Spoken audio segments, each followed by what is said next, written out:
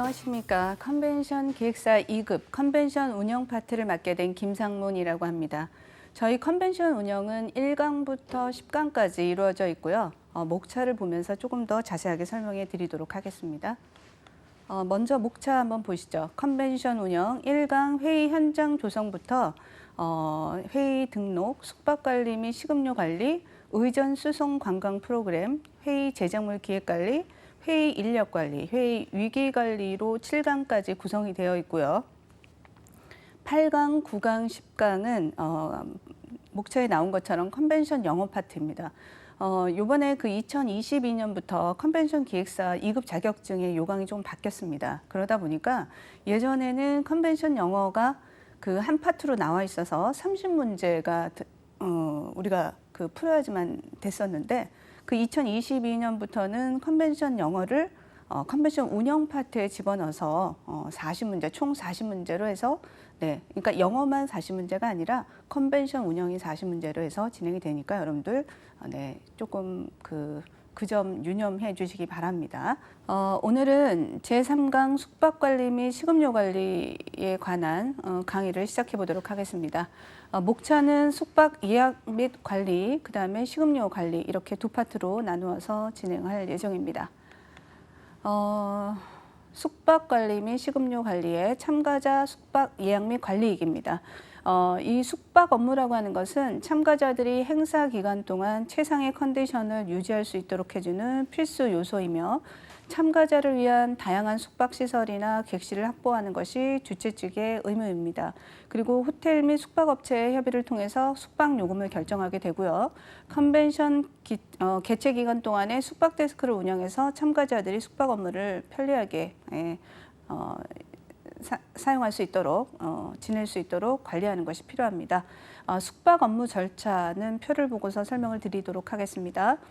숙박 업무 절차는 먼저 호텔 조사를 합니다. 그래서 공항과의 접근성이라든지 이런 것들을 고려해서 대부분 그 도심 지역에 호텔이 이루어지는 게 일반적입니다. 호텔 조사가 끝나면 호텔 그 담당자와 협의와 그 요금을 결정을 하고요. 그 다음에 객실을 확보하고 숙박 신청서를 접수합니다. 그러면 숙박 신청서를 접수한 그걸 배경으로 해서 베이스로 해서 객실을 배정하고요. 그 다음에 숙박 데스크를 운영하고 업무 관리를 하고 숙박 보고가 이루어지는 마지막 단계까지 절차가 이루어집니다.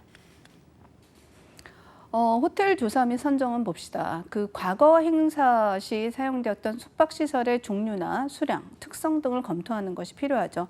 우리가 회의 조성부터 시작해서 1강에 그다음에 2강도 다 마찬가지지만 모든 계획을 수립할 때는 과거의 그 회차, 그죠? 유사 행사라든지 아니면 과거의 전차 대회를 참고해서 진행하는 경우가 많았잖아요. 이번에도 마찬가지로 과거의 행사에 사용되었던 숙박시설의 종류나 수량, 특성 등을 검토하는 것이 필요하다고 봅니다. 그 다음에 개최 예상 행사를 위해서 필요한 숙박시설의 종류나 수량도 예측하는 것이 필요하다. 회의와 관련된 행사 숙박시설 선정할 때 우리가 고려해야 할 사항들이 몇 가지가 있는데요. 행사 개최 장소와의 접근성, 모든 것이 개최 장소와의 접근성이 중요한 부분입니다. 그 다음에 이제 호텔 등급과 호텔 위치와 수용시설을 고려한 호텔 조사. 그러니까 호텔에는 다양한 그 객실뿐만이 아니라 식음료, 그 다음에 부대시설의 식음료를 포함한 부대시설까지도 다 포함되어서 있는 하나의 그 여러 가지 역할을 하는 곳이기 때문에 반드시 호텔에 가지고 있는 그런 부대시설도 포함해서 조사를 할 필요가 있겠죠.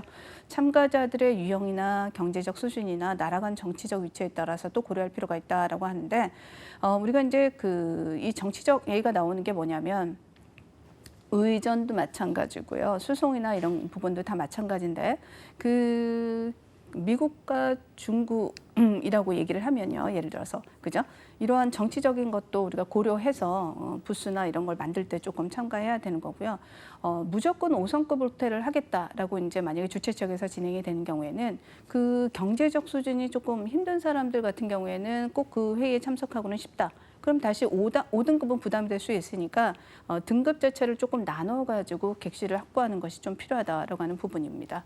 그다음에 이제 객실수, 숙박시설의 등급에 따른 부대시설, 부대시설, 호텔이 가지고 있는 부대시설에 따라서 등급이 달라지는 것처럼 당연히 그 숙박시설이 가지고 있는 부대시설을 뭐가 있는지, 그다음에 우리가 이제 그 회의장 이외에 필요한 부분들이 좀 많기 때문에 그런 것들도 확인하는 작업이 필요하다고 생각됩니다.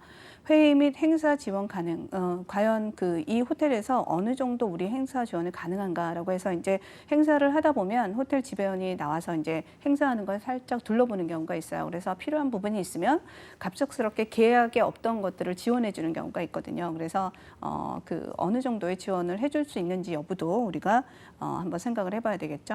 그다음에 과거 회의 개최 실적, 과연 이 호텔에서 예전에 이런 비슷한 규모의 행사를 진행한 적이 있느냐, 이것도 굉장히 호텔을 선정하는 중요한 사항이 될 수도 있다라고 보는 것이죠.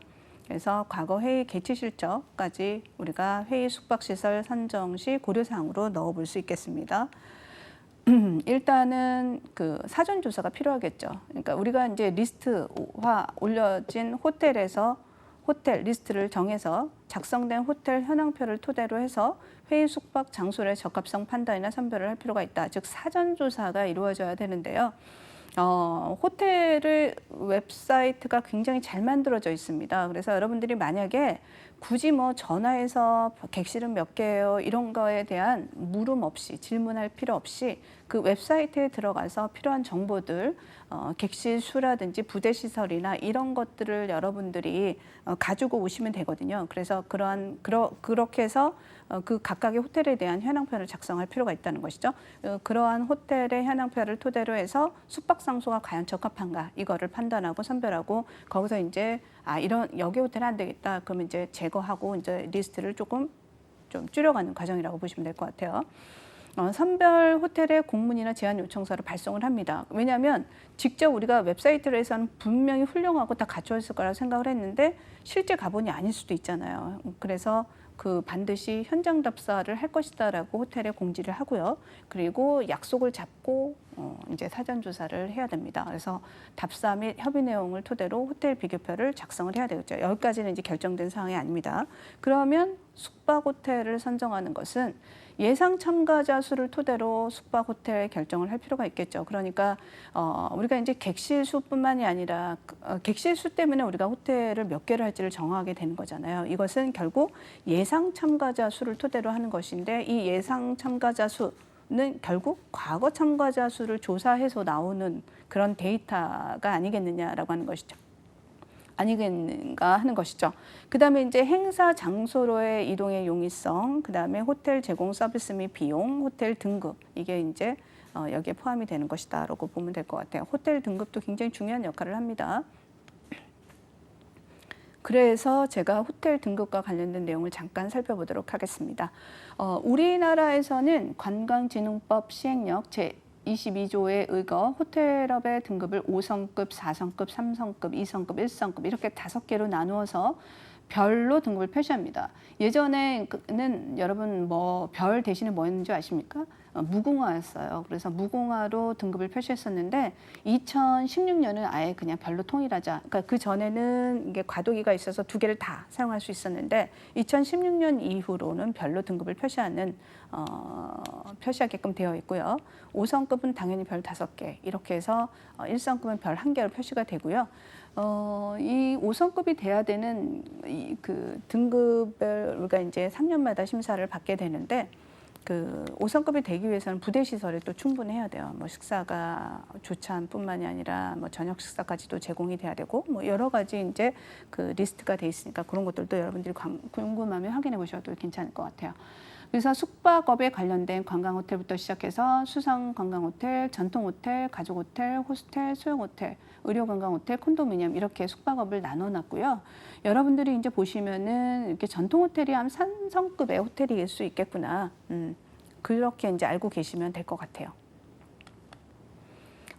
이제 우리가 호텔의 객실을 예약하기 위해서는 보통 이제 객실의 종류에 대해서 이야기를 하죠. 근데 예전에는 사실 객실에 대해서 많은 분들이 잘 몰랐는데 요즘은 참가자들이 대부분의 객실 타입에 대해서 다 조사를 하고 있어요. 그래서 그 보통 이 A 호텔을 갔더니 더블룸이라도 좀 객실이 좀 작더라. 이렇게 되면 여러분들이 이제 B 호텔을 선택하는 경우도 없잖아 있죠. 일단 객실 타입을 보면 싱글룸부터 시작해서 더블, 트윈, 트리플, 스위트, 그다음에 커넥팅 룸, 어드조이닝 룸, 아웃사이드 룸, 인사이드, 그다음에 EFL이라고 해서 이그지큐티브 플로어 룸, 트렁크 룸 이렇게 계속해서 설명이 되어 있는데 이 객실 타입에 대해서도 우리가 기출 문제에서 이게 그러니까 기존의 그 시험에서 자주 등장했던 것들이기 때문에 상식으로도 알고 있어야 되고 반드시 이런 부분들은 조금 알아야 될 것 같아요. 그냥 쉽게 여러분들이 정리를 하시면 돼요. 싱글룸은 1인용 침대 1개가 들어가고 더블은 침대가 하나가 들어가는데 2사람이 숙박이 가능한 곳, 트윈은 1인용 객실이 나란히 2개 들어간 객실, 그다음에 트리플 룸 같은 경우에는 3인용이라고 생각하시면 될 것 같아요. 그래서 1인용 침대 3개나 아니면 트윈의 엑스트라 베드가 추가되는 형태다라고 얘기를 하고 있습니다. 그다음에 이제 스위트 룸은 보통 객실 위에 있는 거와 다르게 스위트 룸을 구별한다라고 하는 응접실이 하나 따로 있다고 생각하시면 돼요. 그래서 한 객실 내에 침실과 응접실이 함께 붙어 있어서 2개 이상의 객실로 구성이 되어 있다. 여기까지가 이제 가장 기본적이고요. 우리가 이제 보통 스탠다드, 디럭스라고 하는데 가장 기본적인 룸을 스탠다드라고 해요. 그 다음에 그거보다 약간 규모가 큰 사이즈를 딜럭스라고 합니다. 그 다음에 여기 이제 커넥팅 룸이 나와 있습니다. 커넥팅 룸과 어드조이닝 룸을 구분을 할 수 있어야 되는데 커넥팅 룸은 객실 2개가 연결되어 내부의 문을 이용해서 상호 완례가 가능해. 그러니까 객실과 객실이 이게 서로 왔다 갔다 할 수 있게끔 열리게끔 가능한 거고요. 어드조이닝 룸은 객실과 객실이 서로 나란히 연결돼 있어. 그러니까 2413호, 2414호가 맞는데 이거는 그쪽 각각의 문으로만 들어가서 서로 왕래할 수 있는 것이지 서로 왕래가 불가능하고 각각의 객실로만 들어가서 출입이 가능하다라는 거. 그래서 커넥팅 룸하고는 차이가 있다라는 거. 그다음에 이제 호텔 외부에 위치한 객실이라서 전망이 조금 좋고 프라이빗한 공간이 있는 것을 아웃사이드 룸. 그다음에 내부 위치에서 외부 경관은 볼 수 없는 객실 인사이드 룸 이렇게 구별을 하기도 합니다. 그다음에 이제 이그지큐티브 플로어 룸이라고 하는 것은 대부분의 비즈니스 고객들을 대상으로 한 특별층이다라고 얘기하는데요. 보통 우리가 EFL층이라고도 합니다. 그다음에 트렁크룸, 고객의 짐을 장시간 보관하는 곳. 그래서 EFL 같은 경우에는요. 체크인도 좀 달리하는 경우도 있어요. 왜냐하면 그 비즈니스 고객은 본인이 그 비용을 지불하는 것이 아니라 회사에서 비용을 지불하다 보니까 조금 좋은 객실을 저렴하게 그 회사와 호텔 간에 계약이 되어 있어서 이용하는 경우가 많거든요. 그리고 이제 어느 그 체크인하는 시기가 좀 달라질 수 있어요. 왜냐하면 비행기가 도착하는 시간에 따라서 달라질 수 있기 때문에 이런 경우에 체크인을 이제 따로 EFL층을 만들어서 간단한 식사도 하고 체크인도 편안하게 하고 이런 것들을 가능하게끔 만들어 놓은 게 EFL층이라고 생각하시면 될 것 같아요. 이제 호텔과 협의하는 관계입니다. 우리가 이제 예상 참가자 수를 토대로 호텔을 배분표를 작성을 하죠. 그러니까 만약에 200명이다. 그런데 A 호텔에는 150명이 객실을 가지고 있어서 수용이 가능하고 B 호텔은 약간 사이즈가 작아서 100명이 가능하고 이렇게 구분을 해서 호텔마다의 객실 수를 참고해서 배분표를 작성을 하고요. 그 다음에 호텔 비교표 검토, 행사 규모나 행사장과의 거리, 그 다음에 숙박료를 검토할 필요가 있고 여기 이제 보면 메인 호텔과 서브 호텔을 선정한다라고 하는 얘기가 바로 그 부분이에요. 그러니까 우리가 호텔을 딱 하나만 하는 것이 아니라 여러 개의 호텔을 하는 것 중에는 보통 이제 VIP들이 사용하는 호텔과 그 다음에 현장에서 일하는 요원들이 사용하는 호텔이 또 다를 수도 있잖아요. 그죠? 그러니까 메인 호텔과 서브 호텔을 조금 구분해서 선정해야 되기 때문에 호텔과 협의를 할 필요가 있고요. 필요한 객실 수량을 호텔별로 배분하는 것이다라고 얘기를 나오고 있습니다. 그리고 이제 호텔과 협의해서 이제 중요한 사항 중에 뭐냐면 우리가 이제 그 비행기를 단체로 가게 되면요. 단체 고객에 대해서 비행기표 하나가 이제 가이드하는 사람한테 무료로 나와 있는 것처럼 이 호텔에서도 무료 숙박을 주는 경우가 있어요. 그래서 여기는 이 호텔 같은 경우에는 컴플리멘터리라고 해서 무료 객실을 지금 그죠? 수량을 보시면은 이제 확인할 수가 있거든요. 보통은 이제 15개 객실을 만약에 이용한다 그러면 하나의 객실을 주는 경우가 있는데 호텔마다 조금 다르니까 그런 것들을 좀 확인해서 이렇게 넣어 보시면 좋을 것 같아요. 여기 이제 호텔명을 보니까 그랜드 인터컨티넨탈, 그다음에 파크 하얏트, 인터컨티넨탈 서울 코엑스 다 뭐냐면 위에 것까지는 다 5성급 호텔이었어요. 근데 IS나 그다음에 더 팔리스 호텔 같은 경우에는 5성급이 아니고 3, 4등급 정도로 되니까 일반 참가자들이 이런 것들을 골라서 사용할 수 있게끔 그렇게 일단 배분을 해놓은 것 같습니다.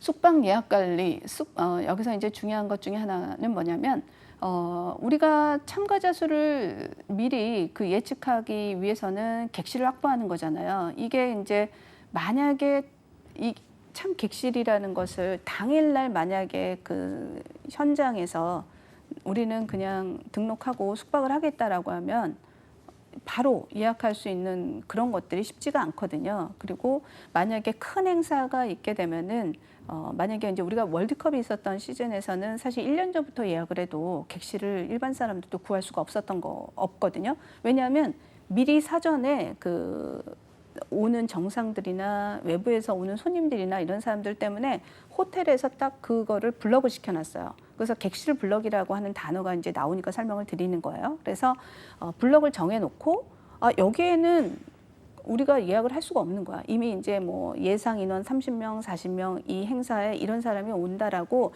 이미 정해져 있으면 일반 사람들이 그 객실을 사용할 수가 없게끔 돼 있거든요. 그러니까 우리도 만약에 행사에서 그 최소 인원과 그다음에 개런티하는 인원이겠죠. 그다음에 필요한 인원을 여유로 객실을 예약하기 위해서는 당연히 객실 블럭과 즉 객실을 블로킹 해놓는 그런 과정이 필요하다고 보시면 될 것 같아요. 그래서 객실 블럭이나 숙박료 등 숙박에 관련된 세부 사항이 결정되면 주최기관은 예상 참가자들을 대상으로 숙박에 대한 안내와 더불어 숙박 신청서를 발송을 한다 이렇게 나와 있습니다. 그다음에 이제 숙박 예약 방법은 참가자가 개별로 하는 것도 있고요. 요즘은 참가자들이 그 아고다라든지 익스피디아나 호텔스타컴 우리나라에는 뭐 여기 어때 뭐 이런 사이트도 있잖아요, 그죠? 야놀자 이런 사이트들을 통해서 개별로 호텔을 예약하는 경우가 있거든요. 그래서 개별로 참가자가 해당 호텔을 예약하는 경우가 있어요. 그래서 호텔을 정해놓으면 그곳으로 와라. 그리고 아니면은 참가자가 그냥 여기서 그냥 다 해주면 나 그거 할래라고 하면 참가자가 이제 신청 정보를 바탕으로 해서 참가자가 작성한 신청 정보를 바탕으로 해서 주최 측에서 일괄적으로 호텔에 예약을 하는 방법입니다.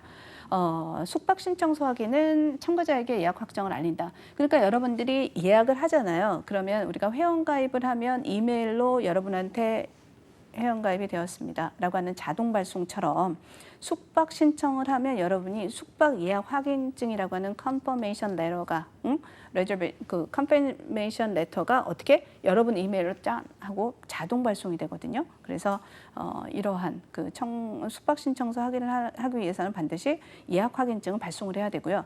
그다음에 이제 예치금 납입 처리라고 해서 디파짓이라고 하는데 숙박 예약 확인증 발송 후에는 반드시 예치금 입금 요청을 통해서 정확한 예약 사항을 파악할 필요가 있다라고 하는 것이죠.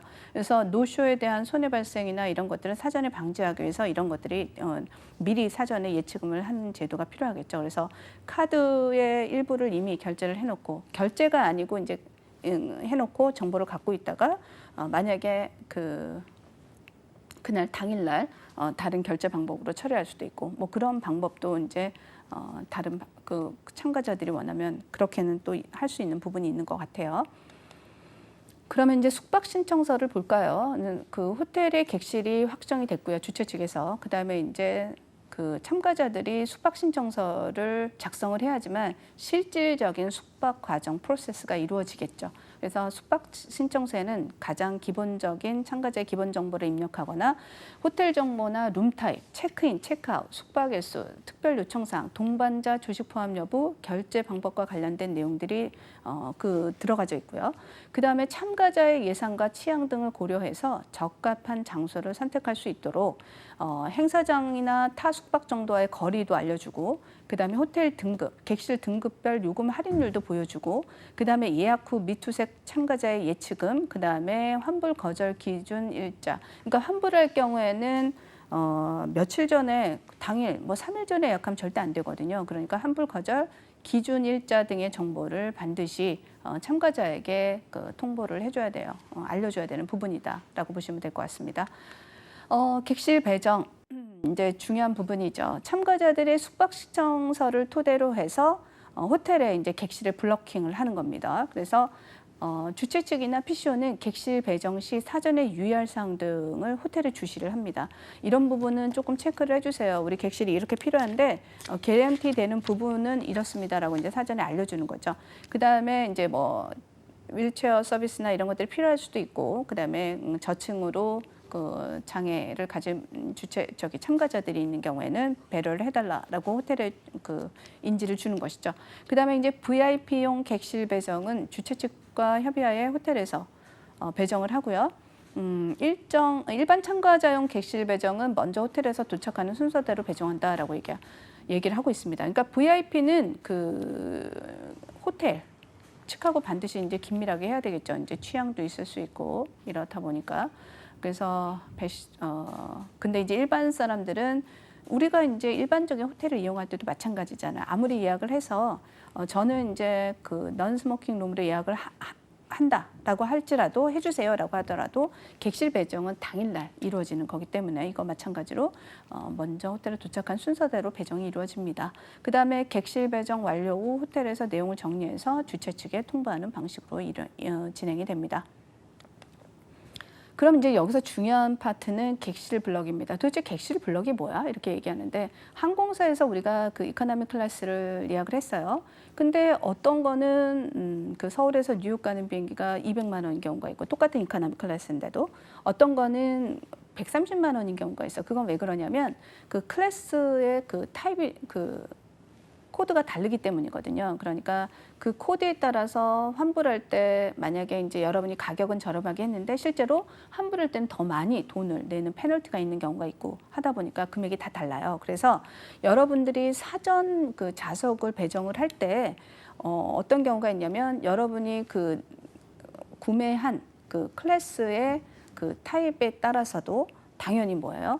좌석을 선별할 수 있는 게 내가 원하는 좌석을 다 갈 수 있는 건 아니거든요. 그런 것처럼 이 블럭이라는 게 그거. 왜냐하면 이미 사전에 그 여러분 수준에 있는 것들은 다 블럭이 되어 있기 때문에 그걸 할 수가 없고 유일하게 블러킹이 풀리는 시점은 2, 3일 전에 풀리니까 그때 이제 여러분들이 다른 좌석도 한번 체크를 해볼 수가 있는 것이죠. 객실 블럭이라고 하는 것은 회의 참가자들을 위해서 충분한 수의 객실을 확보하고자 하는 주최 측의 활동이라고 보시면 될 것 같아요. 그래서 선정된 호텔들과 사전에 블럭할 수 있는 객실 수, 숙박료, 무료 제공 객실 수를 파악해야 되고 그 다음에 행사 개최 30일 이전에 최종 여부를 확정을 해줘야 되겠죠. 우리는 이만큼의 객실을 개런티하겠습니다라고 하는 것이에요. 객실 블럭의 이제 내용을 충분히 여러분들이 알았으면 미리 객실을 확보하기 위해서 주최 측이 호텔 측과 협의해서 하는 그 미리 예약해 놓는 것처럼 블러킹 해 놓는 걸 객실 블럭이라고 하는구나라고 한다면 객실 배정 우선순위를 한번 여러분들이 보셔야 될 부분이 있을 것 같아요. 일단 우리가 이제 객실을 배정할 때 우선순위가 뭐였냐면 블럭이 되어 있는 예약, 즉 객실 블럭이 되어 있는 사전에 객실 배정을 받은 사람들을 제일 먼저 우선적으로 배정을 하니까 그렇기 때문에 그 주최 측에서 객실 블럭을 하는 것이죠, 그죠?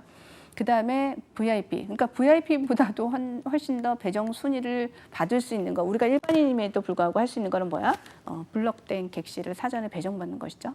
그 다음에 이제 단체 고객, 그 다음에 일찍 도착하는 고객, 호텔을 자주 이용하는 고객, 그 다음에 기타 고객이 사전에 전화를 해서 예약 시 원하는 고객들, 그 다음에 특별히 별도로 요구한 고객들이 객실 배정 우선순위로 해서 쭉 들어갑니다. 그래서 이만큼 객실을 블러킹 해놓는 거, 사전에 객실 배정하는 것이 의미가 있다라는 걸 여러분들이 아마 요 순위를 보고서도 알 수 있을 것 같아요. 숙박 데스크 운영 및 보고, 이제 숙박 신청서를 작성을 하고 그다음에 이제 객실 배정을 다 받았으면 일반적으로 주최 측에서 숙박 데스크를 운영하게 되어 있습니다. 그래서 숙박 데스크는 현장에 설치를 하죠. 그리고 투숙객들에게 편의를 제공하기 위해서 만든 것이라 현장에서 발생되는 예기치 못한 상황에 대처하기 위한 것이다라고 보시면 될 것 같고요. 숙박 담당 데스크에서는 숙박 예약자, 비계약 비예약자, 그다음에 VIP 의전 영성 업무까지도 다 담당을 합니다. 그리고 원활한 체크인, 체크아웃이 될 수 있게끔 스케줄을 확인하거나 아니면 공항 안내 데스크의 의전팀하고도 긴밀한 연락이나 관리가 필요하다라고 하는 것이죠. 그러니까 VIP에 대한 그 영송이나 의전 업무를 하다 보니까 이런 것들도 필요하다라고 보는 것이죠. 그다음에 숙박보고는 현장 운행요원이 일일 숙박보고서를 행사사무국에 보고한다라고 하는 것이고, 그러니까 이 숙박 그 데스크에서 운영하는 사람들은 거의 이미 고정된 인력은 아니고요. 그냥 현장에 투입되는 현장 요원이라고 보시면 될 것 같아요. 그래서 변동사항이 생기는 경우에, 그러니까 예를 들어서 참가자들의 체크인, 체크아웃에 변동이 있다. 예를 들어서 2박 3일 스테이를 하려고 했는데 하루 빨리 가야 되는 경우, 뭐 입출국 시간의 변경, 비행기 스케줄이 갑자기 변경이 됐다든가 빨리 바꿔야 되는 상황이 있는 이러한 변동 사항인 경우를 확인하거나 반영해서 행사사무국에 보고를 해야 된다라고 하는 부분이고요. 그다음에 행사 종료 숙박과 관련해서 진행된 모든 사항들을 결과 보고서로 정리해서 보고를 해서 결국은 또 마찬가지로 데이터베이스를 만들어 가지고 차후 그 행사에도 도움이 될 수 있게끔 진행을 해야 된다라고 하는 것이죠. 그래서 숙박 보고까지가 이 데스크 운영에서의 역할이라고 보시면 될 것 같습니다. 여기 이제 숙박 안내 데스크 설치 예시입니다. 이렇게 이제 나와 있죠. 그래서 여러 가지 정보를 줄 수 있게끔 데스크가 이렇게 만들어진 샘플이 보여졌습니다. 이번에는 우리가 이제 숙박 관리와 관련된 내용을 다 했죠. 그다음에 이제 식음료 관리에 대한 내용들을 한번 살펴보도록 하겠습니다. 회의 식음료 서비스의 목적과 중요성 한번 볼까요? 회의 프로그램과 함께 수반되는 사교 연회 행사의 필수적인 서비스다라고 얘기를 하고 있어요. 그러니까 우리가 회의만 참석하거나 회의 프로그램만 계속해서 발표하고 의제에 있고 이러면 지루할 수 있잖아요. 이런 것들을 중간중간에 어떻게 참가자들의 리프레시 할 수 분위기를 조금 전환하는 차원에서 커피 브레이크가 있고, 그 다음에 사실 낯선 곳에 오게 되면 불편할 수 있잖아요. 지루하고. 그러니까 예를 들어서 저녁에 디너 파티나 이런 것들을 함으로 인해서 조금 여기 이제 사교 프로그램이라고 표현한 것처럼 회원들, 참가자들 간에 서로 교류할 수 있는 시간을 갖는 아주 중요한 파트라고 보시면 될 것 같아요. 그래서 회의 참가자들에게 회의로 인한 피로감을 낮춰주고 식사를 통해서 새로운 참가자 간의 소통과 연대감, 리프레시함으로써 회의의 가치를 한층 업그레이드하고 분위기를 한층 고조시킬 수도 있다라고 하는 거야. 그러니까 왜 이런 경우 있죠. 나 이번에 회의 갔다 왔어. 근데 이 회의에 갔다 왔는데 그때 먹었던 인상적이었던 음료에 대해서 얘기하는 경우 있고 식사에 대해서 얘기하고 있는 건데 그것도 다 회의의 성공에 다 역할을 하는 부분이라고 생각이 됩니다. 그다음에 회의 프로그램에 미리 예정된 커피 브레이크나 오찬, 만찬에 제공되는 식음료 서비스는 회의의 이탈을 막게 되는 거죠. 그죠? 그래서 회의의 이탈을 막게 되는 것뿐만이 아니라 회의 참석자들의 집중력을 증대시키는 거, 이것도 굉장히 중요한 역할을 한다. 그리고 식음료 서비스 위에 연계 프로그램에 대해서도 식사를 하고 나서 오찬이 있게 되면 너무 피곤할 수 있잖아요, 여러분. 그러면 자리를 옮겨서 분과 회의를 시작한다든지 이렇게 프로그램을 어떻게 배치할 것인가에 대한 것도 고민을 해볼 필요가 있겠죠. 그리고 이제 참가자들의 다양한 국적, 종교, 그다음에 체질에서 오는 다양한 문화의 식습관을 고려해서 최대한 개인의 특성을 고려한 식음료 서비스의 계획을 하는 것이 중요하다라고 하는데, 이제 국적이 다르고 그다음에 이제 나라마다 종교가 또 다를 수 있잖아요. 정치도 그렇고 마찬가지로 체질도 있고 알러지가 있거나, 그리고 이제 특히나 요즘은 외국에서 우리나라도 마찬가지지만 비건과 관련된 이야기를 많이 하잖아요. 그리고 이슬람 국가의 할람 푸드 음식 같은 것들, 이런 것들이 사실은 반영이 돼서 식사 메뉴에서 이제 걸릴 것은 거르고 필요한 부분은 넣고 하는 부분들이 있겠죠. 그래서 이런 것들을 반드시 고려해서 식음료가 그래서 중요한 것 같아요. 알러지가 있는 사람들 우리가 여러 명을 서브할 때 조금 신경을 못 쓰는 경우가 있을 수 있기 때문에 최대한 개인의 특성을 고려한 식음료 서비스가 필요하다라고 하는 부분입니다. 식음료 서비스의 종류로는 오찬과 만찬을 한번 보도록 할게요. 오찬은 중식이라고 생각하시면 될 것 같아요. 그리고 만찬은 석식 제공되는 행사다 보니까 만찬이 훨씬 더 격식을 차린 그러한 행사라고 생각하면 돼서 만찬에 관련돼서는 우리가 드레스 코드도 있는 경우가 있습니다. 그래서 오찬은 회의 중간에 그 식사하는 것을 우리가 오찬, 점심 때 먹는 중식 정도로 생각하면 될 것 같아요. 참가자들에게 무료 제공이 되는 게 일반적이긴 한데 보통 일부 참가자들에게만 또 참가자에게 부여가 되는 경우가 있어요. 오차는 포함인데 만차는 아닙니다. 이런 경우가 있고요. 주최자의 의지에 따라서 입장권 티켓을 판매하는 경우가 있는데 예를 들어서 만찬이 보통 저녁에 그 프로그램에 다 등록비나 이런 것들이 다 포함이 되어 있긴 하거든요. 근데 만약에 유료 만찬이다 그러면 여러분들이 기분 나빠할 것이 아니라 자선 행사를 하기 위해서 유료 만찬을 진행하는 경우도 있구나라고 이해를 하시면 될 것 같아요. 그리고 오차는 점심시간이 짧은 것을 고려해서 조금 간단하게 진행을 해서 보통 이제 도시락 같은 걸로 진행을 많이 합니다. 그다음에 만찬은 참가자 예상 인원을 선정하고 식음료 제공 횟수나 시간을 조금 선정할 필요가 있고요. 그다음에 이제 대규모 만찬이 있는 날의 경우에는 일단 만찬이 훌륭할 수 있잖아요. 그죠? 저녁을 좀 잘 먹고 싶으면 오찬의 메뉴를 조금 가볍게 구성을 해서 뭐 샐러드나 샌드위치나 아니면 과일이나 이런 것들을 넣어서 구성을 해서 식음료를 좀 간단하게 하는 것도 필요하다라고 하는 거죠. 메뉴 이제 구성을 조금 달리하는 거. 그다음에 참가자들의 음식 성향을 파악해라. 그래서 아까도 얘기했던 채식주의자, 비건, 이슬람교도들의 먹는 음식들이 다를 수 있다라고 하는 부분이 이것입니다. 그다음에 이제 커피 브레이크가 자주 우리가 이제 시험에 등장하는 그 키워드입니다. 그래서 커피 브레이크라고 하는 것은 연속적으로 회의가 진행되는 중에 참가자들의 기분 전환을 위해서 제공되는 커피, 홍차나 음료, 다과까지도 포함하는 것을 우리가 커피 브레이크라고 합니다. 그래서 장소는 주로 회의장 앞에 로비나 인접한 룸에서 제공을 하고 있고요. 근데 이제 이게 무조건 모든 사람들이 막 왔다 갔다 할 수 있는 그게 아니라 우리가 회의장이 있으면 그 구역이 있거든요. 그 회의장 바깥에 그 구역 안에서 우리가 커피 브레이크를 준비해야 되고요. 간단한 쿠키, 샌드위치, 까나페 등과 함께 제공하는 경우도 있고 오전, 오후 한 번씩 보통 그 2번 이루어지고요. 그리고 30분 내외로 짧게 이루어집니다. 그리고 시간대별 메뉴도 조금 달리하는 경우도 있습니다. 그다음에 이제 커피 브레이크 제공 시간은 15분까지 세팅이나 운영 요원을 배치해야 되니까 그런 것들을 조금 잘 시간을 조정을 할 필요가 있겠죠. 왜? 다음 프로그램에 영향을 미칠 수 있기 때문에 이 시간이나 이런 것들을 잘 고려할 필요가 있다라고 하는 부분입니다. 그다음에 이제 요원은 100명당 1명 이상의 인원을 고려해서 인원수를 배치한다라고 얘기를 하고 있거든요. 그러니까 이런 것도 인원수도 그러니까 거기에 이제 커피 브레이크에 그 투입시키는 요원을 얘기하는 거예요. 행사 요원. 그다음에 혼잡을 피하기 위해서는 회의장 입구에서 가장 먼 것부터 차례로 게시를 하는 게 필요하다라고 하는 거죠. 왜냐하면 이제 회의장 입구는 계속해서 사람들이 들어왔다 나갔다 하는 부분이기 때문에 만약에 회의장 입구 쪽부터 커피 브레이크를 시작을 하게 되거나 서브를 하게 되면 불편할 수가 있겠죠. 커피 브레이크의 한번 그 표를 한번 볼까요? 커피 브레이크 음료 소비 비율을 보게 되면 커피 주문량 계산 방식. 그러니까 우리가 그냥 아무 생각 없이 커피 그 큰 통을 갖다 놓고 이런 것이 아니라 이런 것들을 다 계산해 가지고 진행을 하는 거죠. 그래서 오전과 오후로 나눠졌을 때 일반 커피와 디카페인 차나 아니면은 탄산이나 이런 것들은 몇 프로를 할 것인가를 선정을 하고 여기 남성 여성 이렇게 구별되어 있긴 하네요. 그리고 50대 50으로 진행을 해야 된다라고 얘기하고 있고 오후의 커피 브레이크는 일반 커피는 보통 이렇게 참석자 수가 곱하기 35% 정도로 이제 조정을 하면 되겠다라고 얘기를 하고 있습니다. 그죠?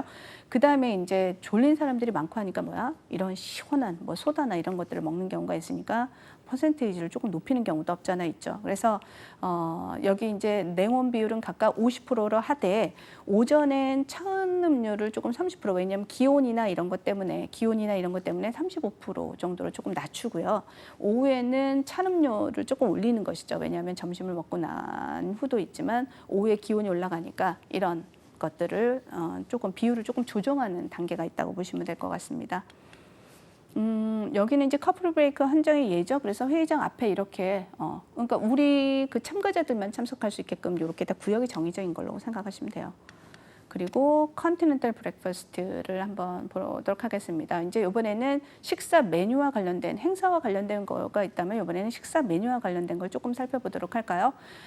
우리가 이제 그 전에는 그 조식과 관련해서 굉장히 우리가 그 호텔 실무편을 따로 나눠져 있었거든요. 파트가 있어서 그쪽에 우리가 30문제가 있으니까 그쪽에 할애하는 그 강의가 참 많았었어요. 근데 이번에 이제 그 모집 요강이 조금 달라지고 시험 보는 그 과목들이 조금 달라지다 보니까 이러한 호텔에서 제공하는 메뉴나 이런 것들이 굉장히 간소화됐어요. 그러니까 조식도 컨티넨탈, 뭐 아메리칸, 그다음에 잉글리시 브렉퍼스트 이렇게 다양하게 있는데 그냥 컨티넨탈 조식이 일반적으로 가장 간편하고 그렇기 때문에 요거를 많이 이야기를 하고 있습니다. 그래서 이것만 하기 조금 서운하니까 여기 이제 아래에 보면 미국식 조식이 있거든요. 그래서 요 두 가지만 여러분들이 잘 알고 계시면 될 것 같아요.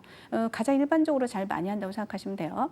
그래서 여기 이제 컨티넨탈 조식이라고 하는 것은 우리가 보통 아침 회의나 전시회 개회 전에 빠른 회의 참석을 독려하기 위해서 마련된 조식 서비스다라고 했어요. 조식이 포함이 되어 있어? 라고 해서 여러분 거하게 먹는 것이 아니라 간단하게 회의 참석할 수 있게끔 여러분 회의 참석하기 전에 식사 간단하게 하고 가시죠. 그러면은 식사하고 회의장에 들어가는 경우가 있겠죠. 그래서 참가자 전용 연회 공간에 회의장 근처에서 배치하죠. 그래서 커피 브레이크가 있는 그 구역에서 보통 이루어지는 것 같아요. 전시장 외부의 스탠드업, 보통은 이제 우리가 그 뷔페 스타일로 스탠드업으로 이제 진행을 많이 합니다. 그래서 식사 후 바로 행사에 참가하기 위해서 준비하는 식음료 서비스다라고 얘기를 하고 있고요. 그다음에 이제 행사 정시 참여를 위해서 메뉴가 조금 간단해요. 시간 아침이 이제 9시에 보통 프로그램이 시작이 되니까 아침 식사를 빨리 끝내고 가야 되잖아요. 그죠? 그러니까 조금 메뉴가 간단하고 테이크아웃이 가능한 메뉴로 구성이 되어 있는데 지금 이제 코로나 때문에 사실 테이크아웃을 해서 그 예전에는 회의를 하면서 간단하게 샌드위치나 이런 거 먹을 수 있었어요. 근데 지금은 조금 불편하지 않을까 하는 생각이 드네요. 미국식 조식을 한번 볼까요? 미국식 조식은 컨티넨탈 조식 메뉴인 빵, 과일, 커피 및 티 종류의 계란 요리가 포함된 형태의 아침 식사라고 보시면 되는데요. 그러니까 컨티넨탈 조식은 말 그대로 아주 간단해요. 그냥 빵에다가 그냥 커피 한 잔 마시고 뭐 아니면 사과에다 그냥 커피 마시고 이런 사람들이 많은데 미국식 조식은 뭘 하냐면 저 스크램블로 해주세요. 저 뭐 반숙 해주세요. 뭐 이렇게 얘기하는 즉 불을 이용해서 요리하는 음식이 들어간 게 미국식 조식의 특징이라고 보시면 될 것 같아요. 그러니까 컨티넨탈 메뉴에다가 계란 요리를 포함한 것이 미국식 조식이다. 이렇게 이해하고 계시면 될 것 같습니다. 풀 코스를 보게 되면 이제 이거 순서를 조금 잘 보실 필요가 있는데요. 에피타이저는 이제 우리가 식욕을 돋구해서 먹는 그 전체 요리를 에피타이저라고 하죠. 그다음에 습, 그다음에 피쉬, 그다음에 앙트레 메인 메뉴. 보통 이제 메인 메뉴는 육류로 많이 하고 로스트, 조류 들어가고 샐러드, 디저트, 그다음에 식후, 음료, 애프터 뭐 디너 드링크라고 해서 뭐 커피나 티도 마시는 경우가 많죠. 그다음에 뭐 아니면은 아예 그 와인이나 이런 것들도 마시는 경우가 있습니다. 이런 만찬이나 이런 데서는 그래서 뭐 전체 요리가 이렇게 식욕을 돋구기 위한 것으로 뭐 생굴이나 캐비어나 거위간이나 훈제 언어, 멜론 이런 것들이 많이 사용이 된다라고 얘기를 하고 있고요. 그다음에 이제 여러분들이 그 풀코스 순서를 한번 잘 기억해 보세요. 우리는 뭐 샐러드가 좀 앞에 나올 거 아닌가 이렇게 생각할 수 있는데 이 샐러드는 사실 그 메인 메뉴를 먹을 때 이렇게 소화의 효소를 조금 도움이 되기 위해서 샐러드를 집어넣는 거거든요. 그래서 에피타이저, 스프, 그다음에 피쉬, 그다음에 앙드레 그 육류 메인 요리가 들어가고 그다음에 샐러드, 디저트, 비버리지 이렇게 순서로 가니까 요 순서를 여러분들이 잘 알고 계시면 도움이 될 것 같습니다.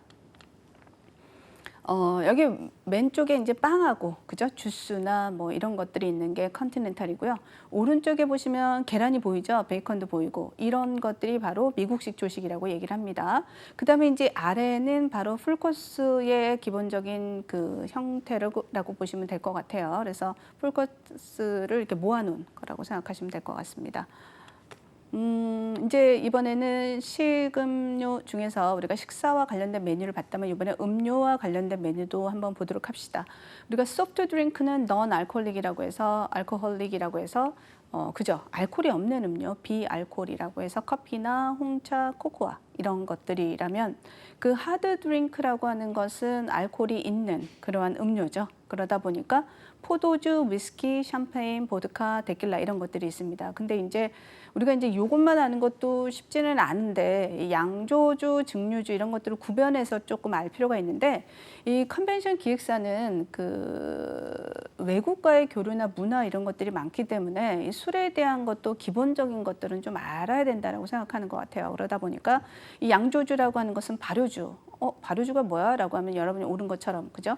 뭐, 포도주나 과실주나, 발효주를 얘기하는 건데, 여기 이제 그 포도주, 과실주, 샴페인, 맥주 이런 것들이 다 양조주에 해당이 되고, 그 다음에 이제 증류주는 브랜디, 위스키, 보드카, 데킬라 이런 것들이 증류주다라고 얘기를 합니다. 브랜디를 보시면 포도주로부터 발효 양조해서 만든 와인과 과당물로 만든 양조주를 증류해서 만들어진 증류수다라는 얘기를 하고 있습니다. 그 다음에 이제 위스키는 곡물과 메가를 발효해서 증류시키는 술이다 얘기라고, 보드카는 무색, 무미, 무취한 특징을 가지고 있고 보리밀, 감자, 옥수수 등을 원료로 하고 있다라고 얘기를 하고 있습니다. 데킬라는 여러분이 아는 것처럼 멕시코의 특산주로 선인장류인 아가베의 수액을 발효해서 만든 게 바로 데킬라다라고 얘기를 하고 있죠. 그래서 여기서는 사실 브랜디와 관련된 내용들이 사실 이야기가 많이 되고 있으니까 브랜디에 대해서 조금 알고 계시면 좋을 것 같아요. 브랜드의 등급을 한번 보도록 할까요? 증류주의 하나인 브랜드는 숙성 기간에 따라 등급이 결정되는데 이 등급을 결정하는 것도 사실 조금씩 다 다른 것 같아요. 근데 보통은 이제 그 프랑스 꽁뜨라고 하는 지역, 그 지역에서 생산되는 걸 기준으로 해서 등급을 결정합니다. 그래서 꽁뜨 1은 이듬해 4월 1일부터 기준으로 해서 다음에 4월 1일까지의 숙성 기간이다라고 얘기를 하고 있고, 꽁뜨 2는 이 정도, 우리가 이제 기호, VO, SOP 이런 걸 가지고서 이 등급을 결정하고 있으니까 이런 등급에 대해서도 여러분들이 상식적으로 조금 알아두시면 좋을 것 같아요. 뭐 XO, 우리나라 사람들은 이렇게 등급이 많이 높은 것들을 선호하는 경향이 있죠. 그 다음에 이제 칵테일 파티, 알코올 음료가 제공되는 사교 파티에 대해서 한번 볼까요? 여기서 이제 다 볼 필요는 없고요. 여러분들이 조금 신경 써야 되는 거, 가장 기본적인 거를 보자면 오픈바 정도? 주최 측이 무료로 식음료를 제공하는 바가 보통 오픈바예요. 그래서 우리가 그 행사장에 가게 되면 이렇게 음료가 쭉 있으면 우리가 이제 거기에 준비되어 있는 음료를 하나씩 골라서 먹는 게 보통, 그죠?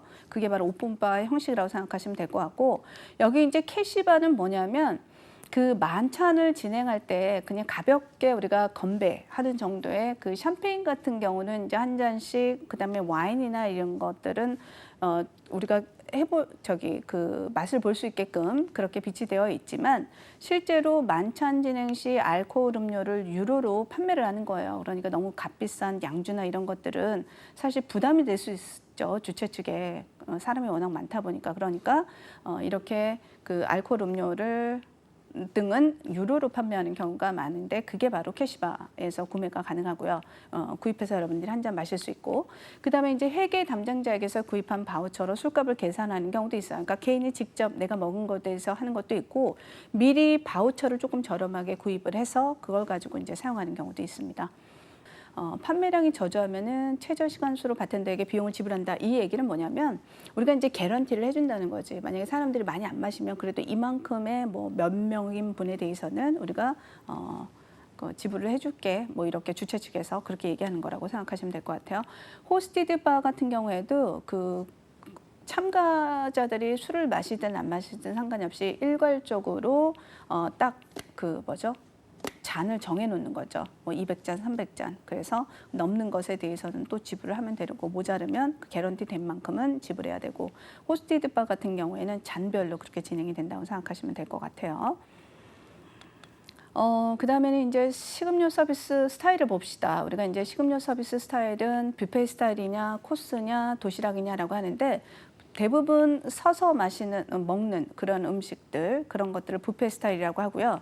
그 다음에 이제 코스 메뉴 같은 경우는 앉아서 미리 준비된 음식들을 우리가 순서에 따라서 먹는 거잖아요. 그런 걸 시트다운 서비스라고 합니다. 그래서 뷔페 서비스는 그 스탠드업 스타일이라고 얘기하는데 테이블에 미리 세팅을 해놓고 손님들이 직접 음식을 골라 먹고 종업원은 커피나 음료만 서빙해 주는 경우가 많고요. 코스인 그 시팅 다운 서비스 같은 경우에는 참가자들이 착석에 있어서 미리 주문한 음식을 순차적으로 서빙하는 방법이죠. 뭐 서빙하는 방법에 따라서도 또 이제 여러 가지가 있는데 그냥 요 정도로만 알고 계시면 돼요. 스탠드업, sit-down 서비스, 그다음에 도시락. 이거랑 다르게 짧은 시간에 그 5천 정도로 우리가 많이 활용되는 도시락 같은 경우가 있죠. 그래서 짧은 시간에 많은 인원이 식사를 해야 되는 경우에 별도 식당이 마련되지 않으면 이렇게 도시락을 이용하는 경우도 있다. 식사 주문량 계산하는 방법도 나옵니다. 그래서 사전에 서비스 제공업체와 계약을 맺고 식사량에 대한 개런티 식수를 결정하는 거예요. 그래서 계약 일자에 맞춰서 개런티 식수 인원은 조정이 가능한데 이것도 마찬가지로 전년도 행사 기록에 호텔 측이 개런티한 식사 주문량과 실제 제공된 식사량을 개런티한 시점까지 접수를 하는 것이다라고 하는 것이죠. 예를 들어서 식사 참가자 수가 810명이었어요. 그죠? 그러면 이건 이제 과거 했던 걸 가지고 집계하는 거야. 그러면 식사 참여 비율이 참가자에서 90% 정도구나. 그러면 이 정도로 결정을 하면 되겠군. 뭐 이런 식으로 우리가 사전 등록자 곱하기 전년도 식사 비율을 하게 되면 참가 예상 수치가 나올 수 있다라고 하는 부분이죠.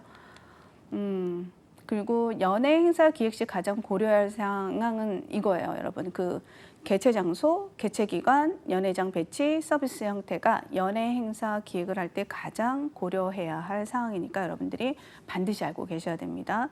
식음료 서비스의 기본 계획은 연예 만찬 행사 중심으로 수립이 되고 만찬 행사 개최나 일시나 장소를 선정해야 되는데요. 당연히 목적과 행사의 목적, 참가자들의 지위나 기호나 이런 것들, 그다음에 초청 범위가 어디까지인지 이런 것들. 근데 특히나 또 날씨에 따라서도 음식이 또 식자재 같은 걸 배급하는 경우가 조금 달라질 수도 있잖아요. 그러니까 그런 것들 조금 고민을 해야 되는 부분이고요. 그다음에 행사장하고 떨어진 실내외 특별시설 등의 만찬 장소 추세를 한번 보도록 하겠습니다. 이게 이제 뭐냐면요. 우리가 이제 보통은 회의다라고 생각을 하면 그냥 일반적인 전통 회의장에서 회의를 하고 그다음에 그 회의실에서 또 만찬을 하는 경우가 상당히 많았어요. 근데 요즘은 유니크 베뉴라고 해서 그 유니크 베뉴, 유니크한 장소에서 만찬을 즐기는 분위기가 요즘은 바뀌고 있습니다. 국제적으로. 그래서 유니크 베뉴라는 말은 고유 지역의 문화나 특색을 테마로 한 고택, 박물관, 마을 등의 장소를 얘기하는데 보통 마이스 행사에서는 참가자들에게 다양한 경험이라든지 만족도를 극대화시키기 위해서 전통 회의장이 아닌 고택이나 역사적인 곳에서 행사를 해요. 근데 이제 회의장은 그렇게 하는 게 좀 한계가 있다라고 생각을 하는 경우가 있겠죠. 왜냐하면 야외에서 치러지게 되면 이 소음이나 이런 것 때문에 문제가 될 수 있기 때문에 회의는 그냥 전통 회의장에서 진행을 하고 그냥 그 만찬이나 이런 것들은 그 바깥에서 이런 고택이나 역사적인 곳에서 행사를 진행하는 건데요. 만찬 장소로 많이 추천되고 있는 추세입니다. 이게 이제 그 유니크 베뉴에서 그 행사 전의 모습. 이게 이제 행사 후 사전에 이제 이런 모습이었다면 이렇게 기획을 했고 이렇게 진행이 된 경우라고 보시면 될 것 같아요. 그래서 훨씬 화려한 거 우리가 조금 알 수가 있을 것 같아요. 그리고 식음료 서비스의 기본 계획은 연예 만찬 행사 중심이고 그다음에 그 인원수, VIP 참가 여부, 동반자 참가 여부에 따라서 또 달라질 수 있다라고 하는 것이고 환영 리셉션, 환송 파티, 만찬, 오찬 등의 행사 성격과 일정에 따라서도 또 달라질 수 있는 것이죠. 그죠? 그리고 참가자 전체 대상으로 할 거냐, 일부 대상자만 할 것이냐, 이 범위 지정하는 것도 좀 중요한 사항이라고 생각이 되는 것 같아요.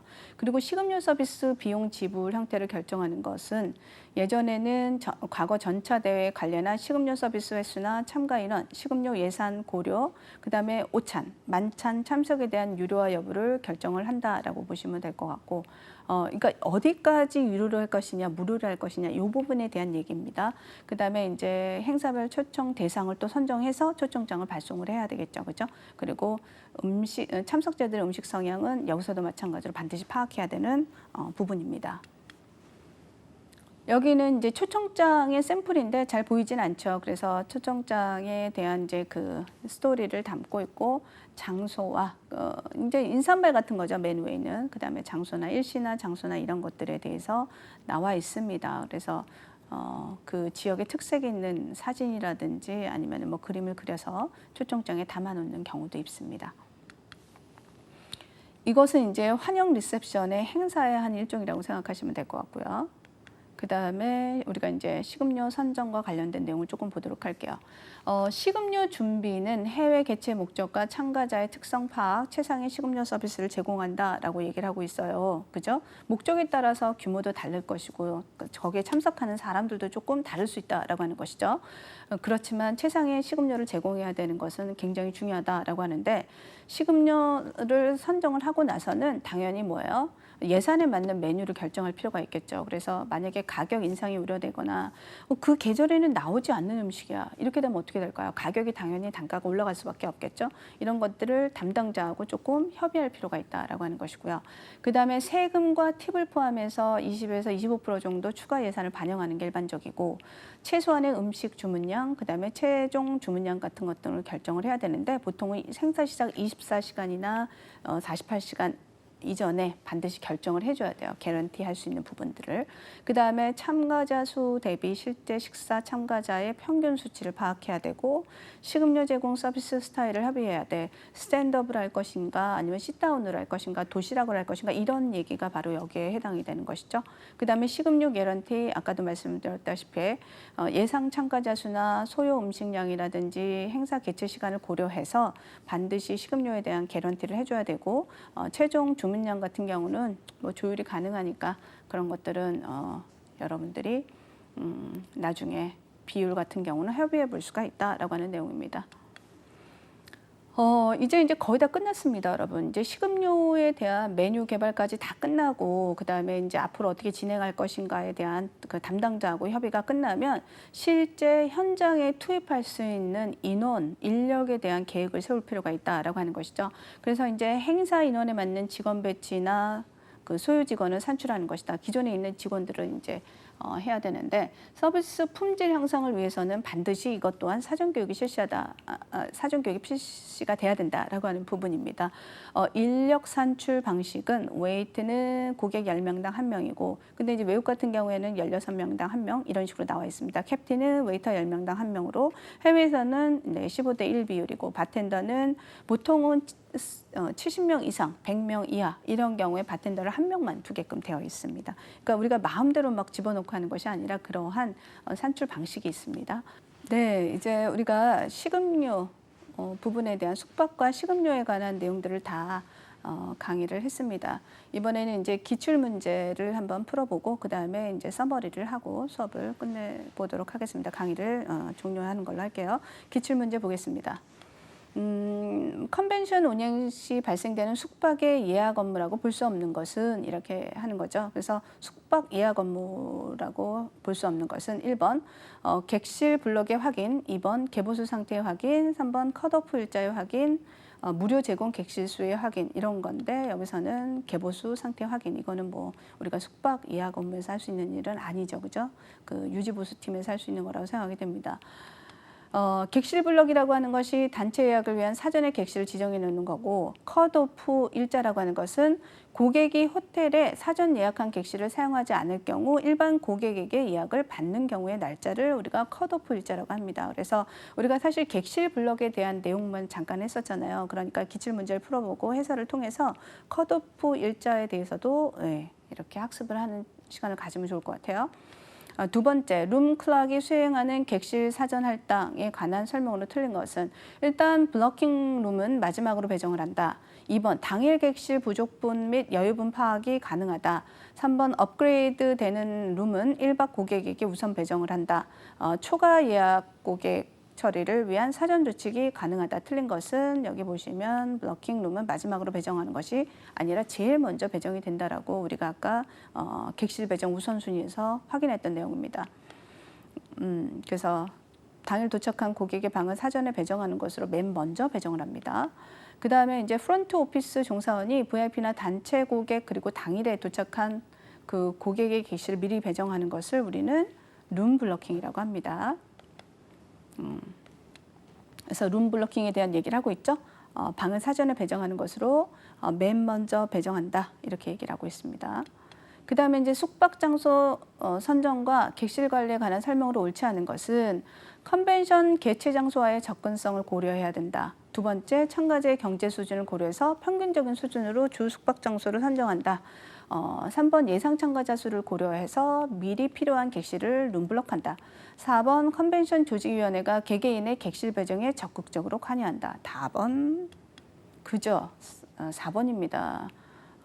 개개인의 객실 배정을 적극적으로 관여해서는 안 되겠죠. 그래서 컨벤션 조직위원회가 개개인의 객실 배정에 적극적으로 관여하지는 않는다라고 하는 부분입니다.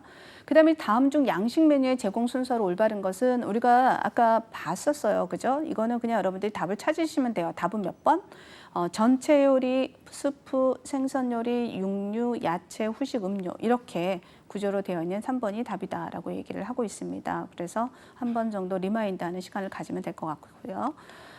그다음에 이제 두 개의 객실이 서로 나란히 연결되어 있으며 객실 내부에 연결된 문이 있어서 객실 내부에 두 룸 간의 왕래가 가능한 룸은 뭐라고 했죠? 그죠? 커넥팅 룸이라고 했습니다. 커넥팅 룸과 어드조이닝 룸, 인사이드 룸에 대한 해설이 나와 있습니다. 참고하시기 바랍니다. 우리가 이제는 그 기출 문제를 조금 풀어봤습니다. 그리고 지금은 이제 요약 정리하는 시간을 가져보도록 할게요. 요 파트, 즉 이 3강에서는 숙박 신청서와 관련된 내용을 여러분들이 잘 인지하고 계셔야 돼요. 그래서 참가자 어떤 내용으로 들어갔는지, 그다음에 예상과 취향을 고려해서 적절한 장소를 선택해야 된다라고 얘기를 했고, 그다음에 미리 이제 사전에 그 근처의 장소와의 거리라든지 등급이라든지 이런 것들에 대한 정보를 함께 줘야 된다. 설명서를. 그다음에 이제 객실 배정 우선순위가 있으니까 여러분들이 요거 그 순서 잘 보시는데 특히나 블럭에 되어 있는 예약은 사전에 객실을 배정할 수 있다라고 하는 내용입니다. 그다음에 이제 커피 브레이크가 중요한 부분이라고 얘기를 했어요. 그래서 오전, 오후에 한두 번씩 진행이 된다라고 하는 내용도 여러분이 잘 보시고요. 풀코스 순서 기억하고 주시면 좋을 것 같습니다.